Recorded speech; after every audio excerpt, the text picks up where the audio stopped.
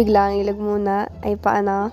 Siyempre, G. Hindi ko rin maintindihan ang trip namin kung kailan nag-uulan ay sa kalitar. Tama si ini, pagka-wifi, hindi ba naman naligat malamig.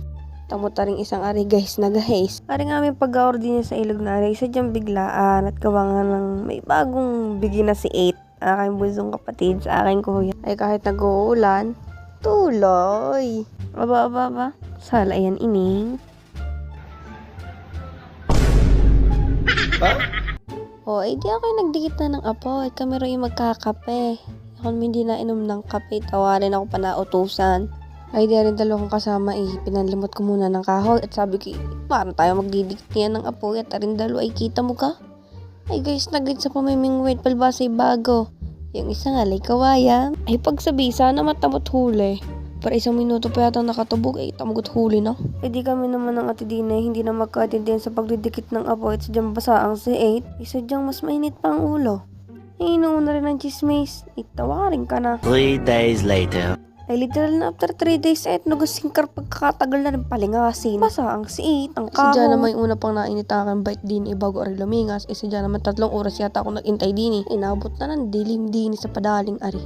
Tinamugat pinasaka na ng kahoy yung hawakan at talaga namang ay tunay kay sadya namang sabay ang init ng ulo na nagdidikit.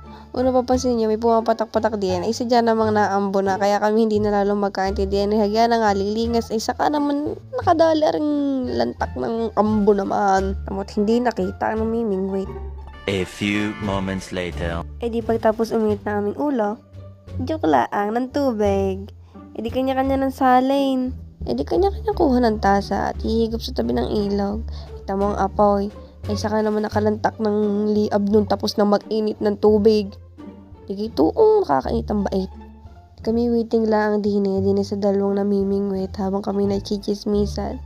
Magandang dilig. Yes! Ako ay nakalimot na rin inauusong pamuyod. Ay hindi ko alam kung anong tawag din. Pamis, nasisipat ang magandang babae. Kung kanina man na rin, ipapandikit muna ho namin ng kaunti. E di ako tuloy limot din ng siit na basa. Pang dikit dun sa apoy. At gabi na, baka biglang may tumabi sa amin na mabait. Ay, pagkatin sa akin palilimot ng siit. Ako may nakita naman din ng relo. Ano kang tawag din? Ari yung Rolex na nauusong mahal na relo. Pinagkaiba lang. Ari hindi ko alam kung ari tunay. Pero nakalagay din yung Rolex. Hindi ko may nagmamayari na rin. Mag-message na lang ho kahit hindi ko alam kung ari bagay tunay o hindi. Nalimot ko lang naman ako